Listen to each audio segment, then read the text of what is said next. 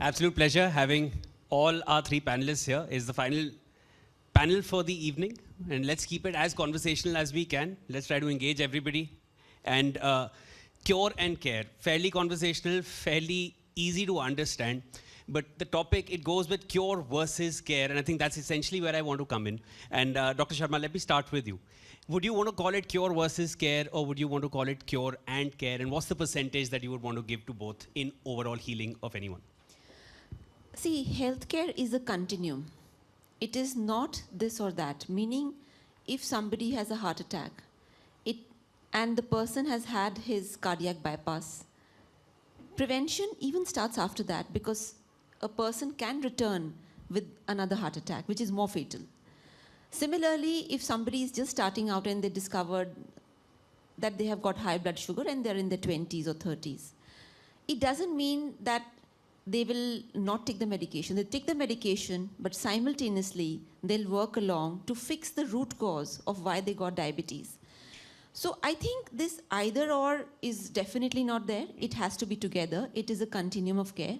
But I would say looking at the health burden of India, looking at how few doctors we have, and we can't create doctors overnight. You have to clear exams. You can't give a medical degree to everybody, which means that the doctor has to be supported by a huge team of preventive healthcare specialists who make sure that at the end of the day, it's not about survival, it is about quality of life and optimal health.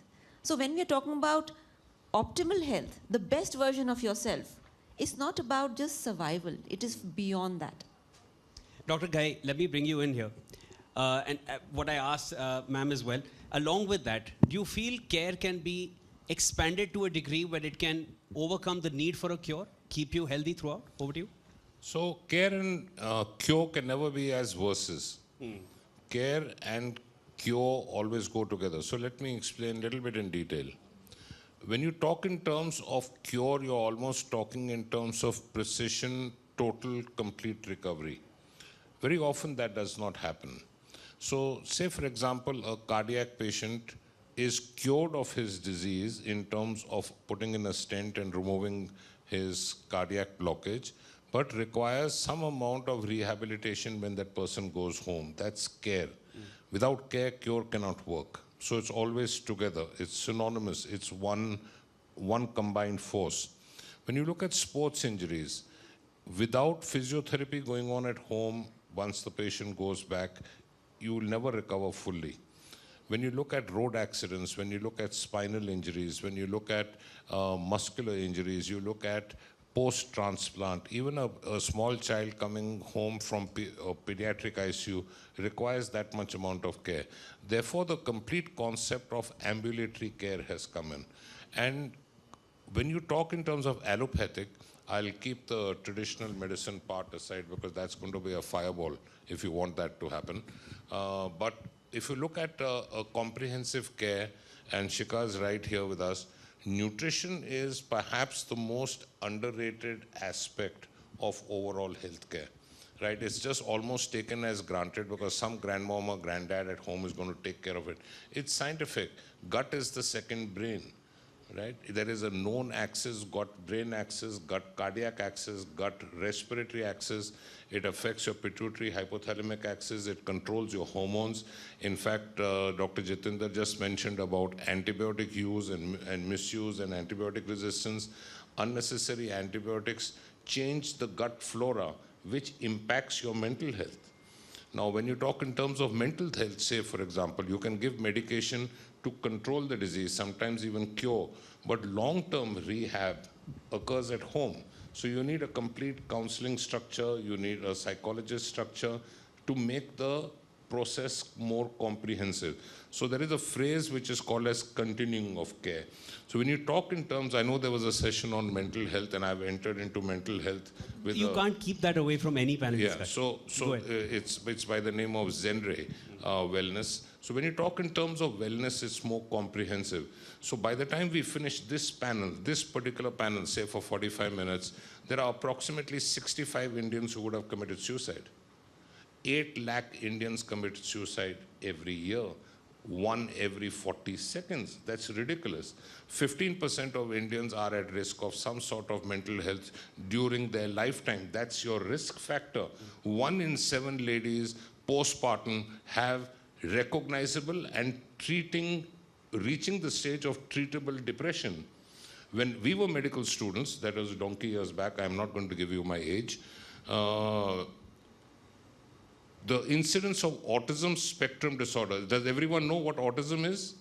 So it's a neuroregressive disorder generally picked up in the first few years after birth. It was 1 in 400. By the time we finished our residency, it was 1 in 200. When we joined practice for ages, and then we stopped reading about it for a while, it was 1 in 122.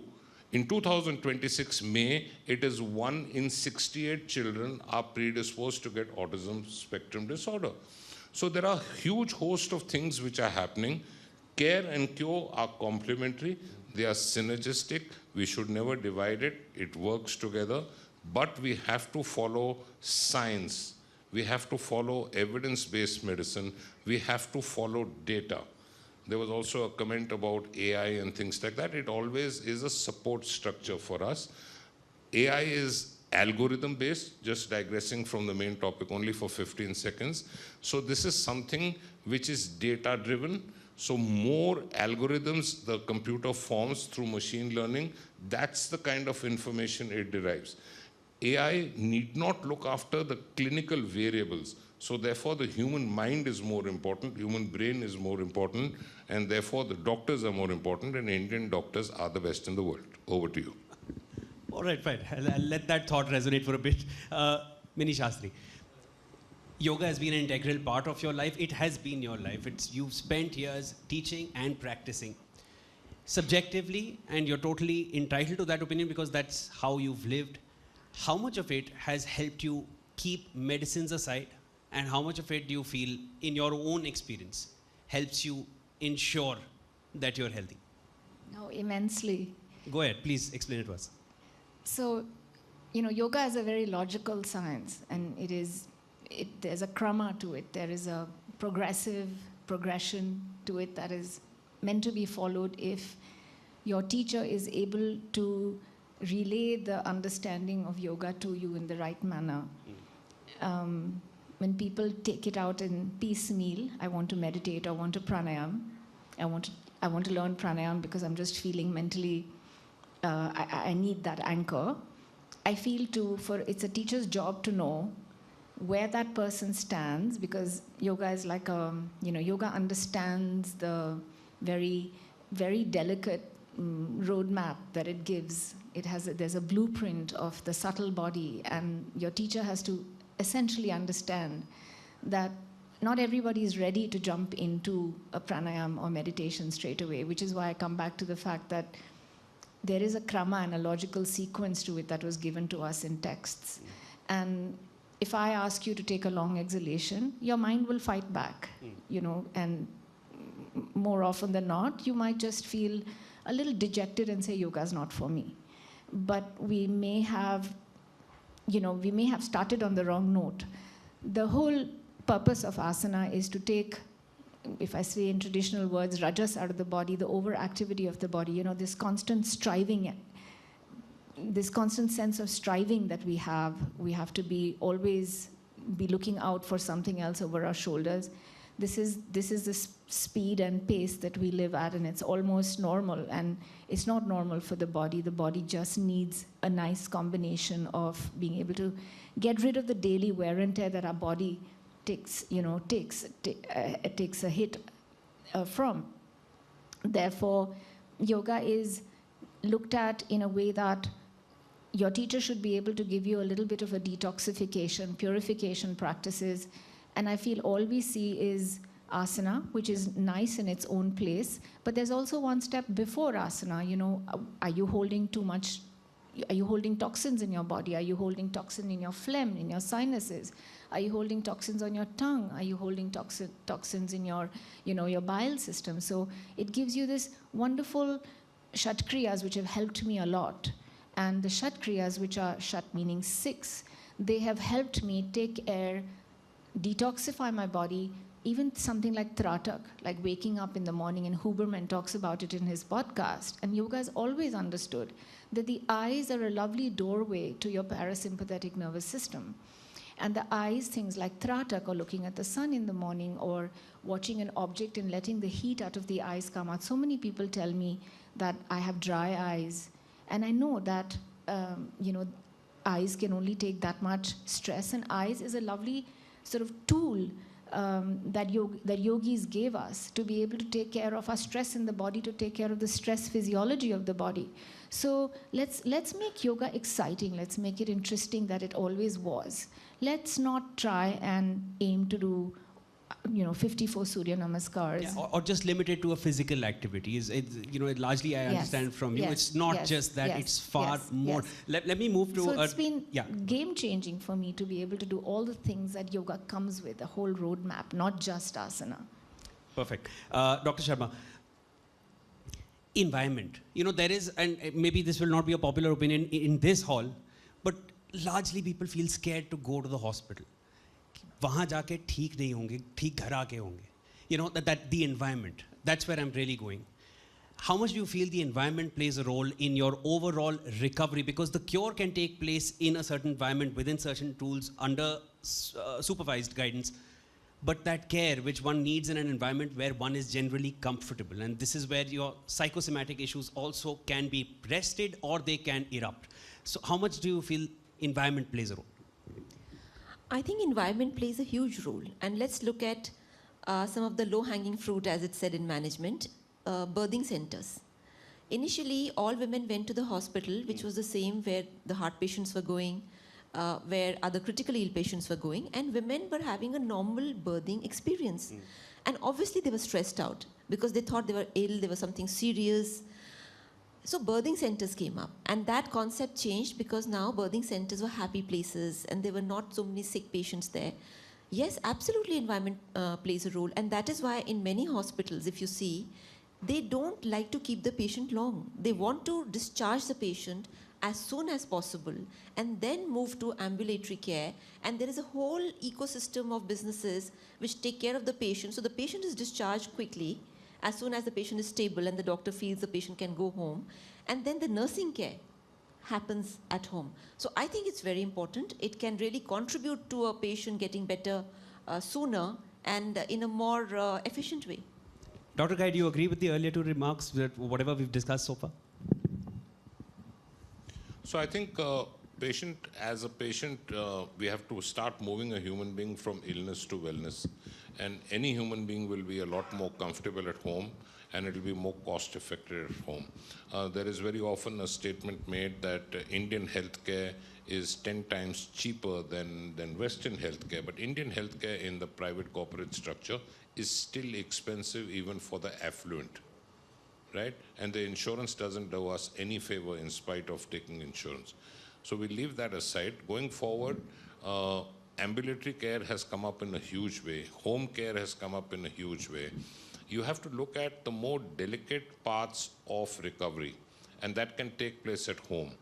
I've always said this, that in Indian families, the family is the greatest fraternity. That's your backbone, that's your support, that's your pillar. And in moments of crisis, of illness, family always rallies around. The second thing is you have to look at issues of nutrition, like in a balanced diet, looking after the micronutrient deficiencies, taking care of fluid electrolyte balance. You have to look into the aspects of sleep, right? The most neglected part otherwise of recovery is sleep. But you have to look after not only the number of hours, but the time in the circadian rhythm when a person is getting into the habit of sleeping. Today's generation normally will tend to sleep late, and the younger sleep even later. I always check when my WhatsApp status for my sons, they're pretty much old now, as to what time they slept. But the fact is that if you sleep late or sleep less, what we call as sleep disruption, this is an inflammatory episode in your body. And this happens recurrently. So if you have a disrupted sleep, and there are studies, scientific studies to prove, if you have disruptive sleep patterns for 5 nights out of 7, say for 6 weeks or 8 weeks, you have almost a 20 to 30% decline in your cognitive skills. That's huge. That in terms of memory, attention, your behavior patterns, your aggression, your relationship building, and this is affecting the youth even more. You have to look at screen time. You have to look at social media impact, even at the time of the hospital or in the time of recovery. You have to look at hygiene at home. We take hygiene as taken as granted as home. So post-recovery, infection control, overall ambience control, you have to look at light. Indians never look at light. You have to look at the flux of the light. Darkness at night, in terms of being awake during the dark periods, affects your circadian rhythm. It releases more cortisol. It decreases your testosterone in men. It disrupts your estrogen in women. These are all scientific things. So I think when you look at wellness as a whole, you have to look at a complete umbrella. You have to look at it as a human being, as a soul. It's a cliche. Human beings, when they become ill, are not a disease entity. They are not a bed number. They are not a ward number. They're a soul who comes to us. And we have to treat them exactly like that. Dr. Bagai, hold that thought. Let me just quickly go over to the audience. We spoke about sleeping patterns. Sleeping late, waking up obviously late, or waking up early and still sleeping late. Just with the show of hands, what's, like, you're using your smartphone and that's the last thing you do before you sleep. How many people do that? Everyone has put their phone. I'll keep my hand up. That means this session was very boring. What's the first thing you do when you wake up? You're looking at your phone. How many people look at the phone the first thing they do when they wake up? So there we go. Let me bring that back to what we were discussing. And mental health is something we can't keep out of any discussion, especially when it comes to health or anything else. And the phone is almost, it can't be removed from when you talk about any mental health discussion. Do you feel keeping the phone away would be the first step to getting sound sleep? And let me take to Mini Shastri first. Also, I wanted to add, Dr. Bagai, that you may know that sleep is one of the 3 pillars of wellness in Ayurveda. Agreed? Apart from diet and lifestyle, and we covered all of it. So I always say that science is catching up to Ayurveda and yoga. He has his fireballs ready. So he's saying it's going to be a fireball discussion if we go there, but we will touch upon it too. Please, Mani Shastri, go ahead. Your question was about the sleep. phone? Putting the phone away will give you better sleep, eventually leading to better health. Do you agree with that? You know, it's the biochemistry of habits. Good habits beget good habits. And, you know, the brain doesn't understand habits. Both of them have the same reward. The dopamine is the same reward for a good and a bad habit. But yoga teaches us, or Ayurveda teaches us, or sister sciences of naturopathy give us tools. And when you start to implement them into your life, actually implement them with Nairantarya, meaning without interruptions, according to the sutras, you actually start to feel a slightly more powerful habit will always shadow a less powerful habit. And you take a comparison, anything. You build a habit of waking up early, it's a powerful habit. You will wake up, no matter what time you sleep, you'll wake up at the same time in the morning because your system urges that feeling of joy, which is so innate to us.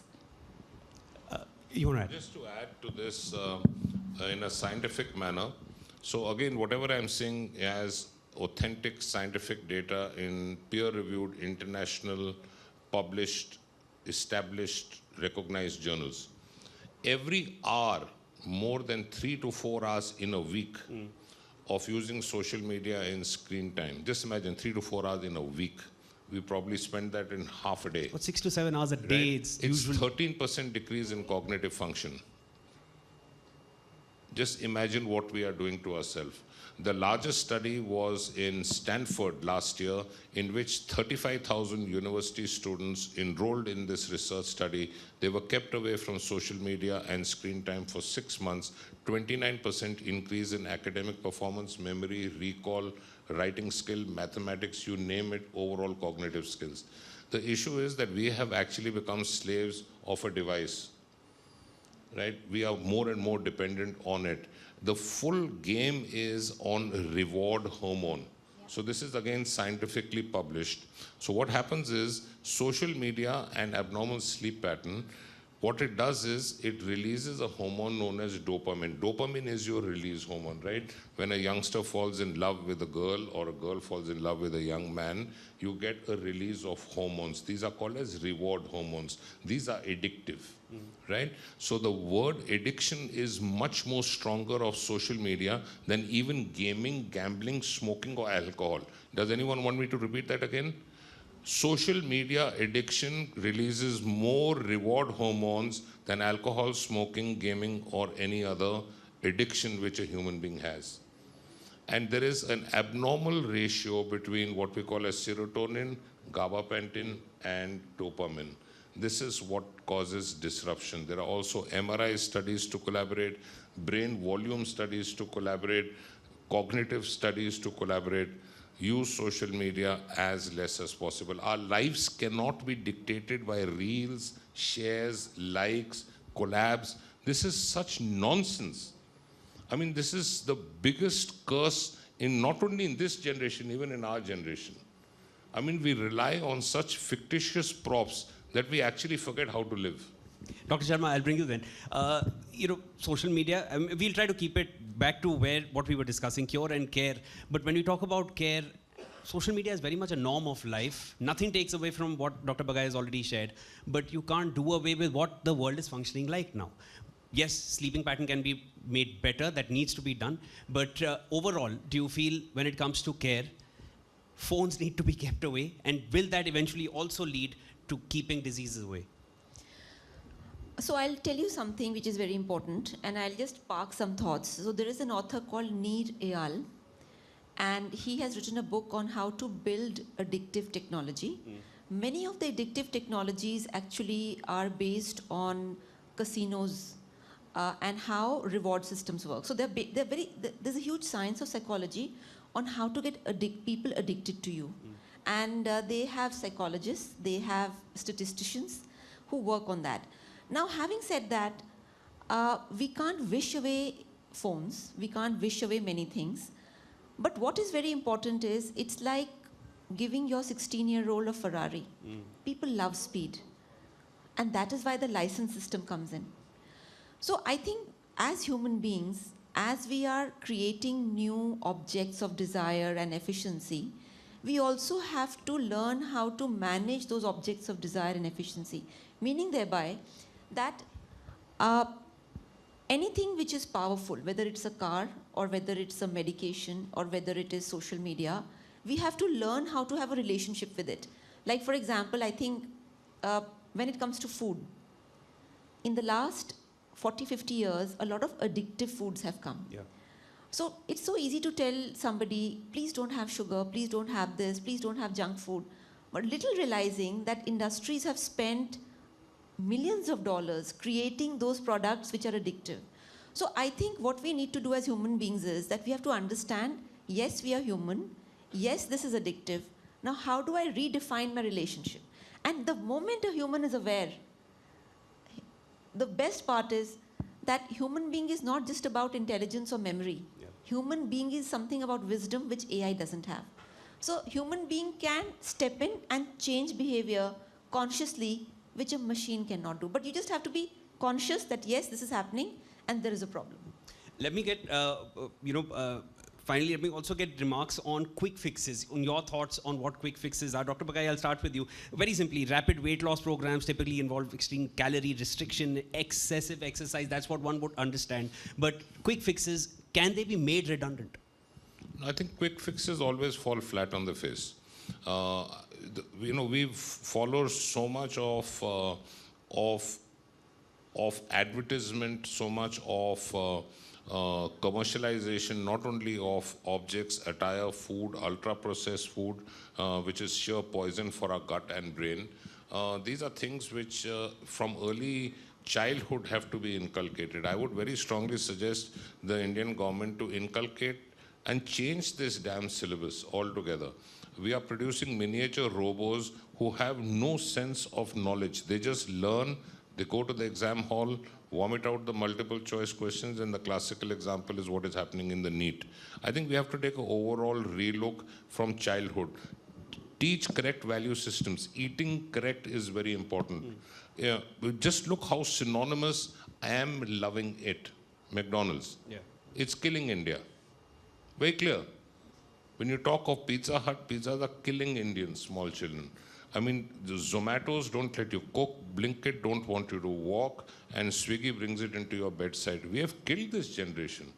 It's lack of exercise, obesity, hypertension, early onset diabetes. So, poor but one can cognitive choose to skills. still do it. But someone needs to tell you, okay, this is better. No, do it. I think someone That's a as convenience, public isn't it? figures should stand up and continuously talk about it. If 100 times 100 people tell you what is happening is wrong, people will tend to realize. The issue is, with no offense meant to any media channel, these are events which are few and far in between. I was talking to your CEO, and I said that these are things which we must do more regularly. It may not be that fashionable or revenue generation, but you're doing actually service to the next generation of human nature. This is something which you owe to the society.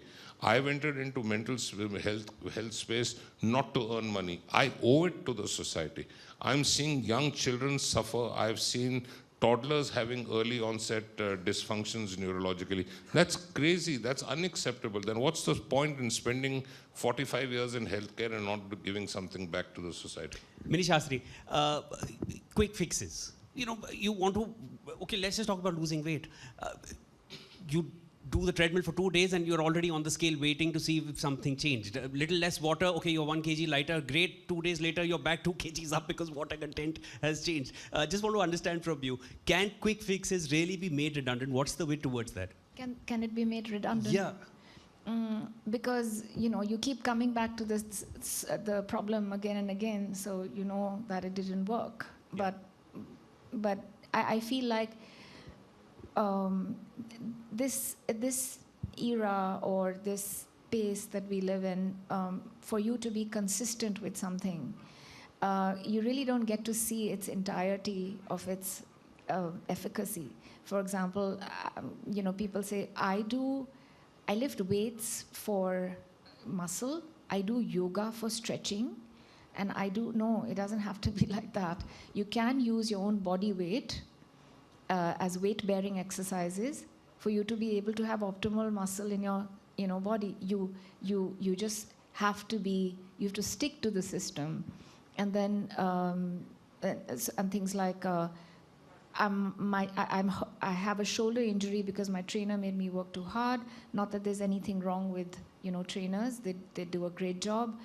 But on the other hand, did you give one system a try for a long period, a sustained period of time? So I noticed that I notice when I'm overseas and I see students, there is a sense of commitment. I don't know why, as the civilization, why have we lost that commitment? That commitment to stick to something and to really peel away at the layers, to really know the nuances of Ayurveda, yoga, and naturopathy. So I would say, take some time out from your work, put breaks, go away for retreats, take that time out for yourself, do a detoxification, because it's not that you'll come back and 5 days later you say, oh, I'm back to eating the same way. No, you would have come back with a little bit of a knowledge base. You would have experienced those glimpses of clarity and lightness, which is what Ayurveda and yoga and naturopathy bring to you so beautifully. So when you glimpse that sense of lightness and you've had the courage to take away time and just stop work and put your phones away and go away for a detoxification, then I think that you crave for that good feeling to come back to it again and again. Dr. Sharma, I'll get your thoughts on this before I go to Dr. Boy. Yes. Yeah. Firstly, I must say that's the best question, and I'll tell you why. Because a quick fix in our Indian system is a jugaad. And the reason why every one of us is guilty of jugaad is because our ecosystem rewards jugaad. From childhood, when jugaad is rewarded, how are we not going to do a quick fix? So what I'm trying to say is, I think... This is health related, because at a lot of other places, we excel at it and get applauded for it too. So, okay, so let's health related. So what I'm trying to say is, see, our software inside our minds gets formed when we are small, when we are growing up, and also our ecosystem, our peers. The moment somebody says, "Oh, I lost 5 kilos in 1 week, 10 days," and say, "Wow," so the moment you hear that wow, you see admiration, you see validation. And we are all guilty of being admired and validated. The moment somebody says, like in Japan, it has never followed the Western model. Let me be very clear. And I've studied Japanese models for years to understand how come they're so developed and yet they have value system, they have healthcare systems, because because in their society, quick fixes are not appreciated, whether it's healthcare or whether it's other thing. So what I'm saying, the moment from school and college, or even, I'll give you a few examples very quickly. If you walk into a party and say, "Wow, you're looking great, you lost 5 kilos, 10 kilos," and you say, I did it so fast. If you meet with appreciation, it'll validate. But if you say, "Oh, that's not healthy, you could have done it in 3 months," that would have been, immediately somebody's saying, "No, that was not right." So you will step back and say, "Let me not do it. I'm not getting validation." Similarly, if suppose a patient is coming to a doctor after his heart surgery, and the doctor is asking, "Did you start meditation? Did you start yoga? Did you start exercises? Did you start eating healthy?" And the patient says no, and the doctor says, "No, my medicine will work, provided you do all this." Imagine such a powerful message going to the patient. So I think we're all guilty of supporting this Jugaad atmosphere, ecosystem. The moment we change the narrative, the conversation from school to hospitals, to teachers, we will change very fast, because Indians are the most adaptable people. Perfectly said, ma'am. I totally take your point. It's going to resonate with me. Dr. Bagai, you've been wanting to come in, please. Very quickly, I mean, all of us go out for get-togethers and parties, right? There is a rhyme and a rhyme now that when you see Ozempic faces or Manjaro chins, you heard of this absolutely creepy-looking extraterrestrial creatures floating around you, and then they, some of them swing both ways, some swing 3 ways, some are in the film industry and things like that, right? And they look with, long baggy clothes because they've lost 20 kg and so on. They've lost their brains. You spend 2.5 to 4 lakhs for an average adult per month. That's more than someone's 1 year's salary. Wow. And 6 months after stopping this ridiculous medication, you get your weight back. So you are again relying on indiscipline of your own body, relying on external measures to tide over this particular phase. It can be a marriage, it can be a function, it can be a travel. And then what happens is you go back and then you binge. Binge on food, binge on alcohol, binge on substances. That's not correct. So the bottom line is, if you want to remain well, there is only one word. It is called as discipline. Without discipline, there is no point in anything. Please do not rely on these medications. They have significant risk of sarcopenia. That means you can lose muscle loss, not only in your legs, in your arms, in your cheeks, in your chin, but even in your heart. You are more predisposed towards pancreatic cancer. You're more predisposed towards thyroid cancer. There are known effects in optic atrophy. You may become permanently blind. You have other kind of metabolic dysfunctions. It's better to go the normal way, which is the disciplined way. It's the harder way, but the correct way. That has to be taught to this generation and the younger generation. And overall, I think that all comes in the purview of really caring for yourself. And if you really want that change to last, give it that time, stick to the discipline. And I think that's the fine balance we also draw between what modern science is proving to us and what ancient sciences have always told us. Thank you. Thank you so much to all our panelists. It was an excellent discussion. Would like to facilitate all our panelists here. Diksha. Please, Shivam, that was a rather insightful conversation. May I please request you to felicitate our guests with a small token of our appreciation.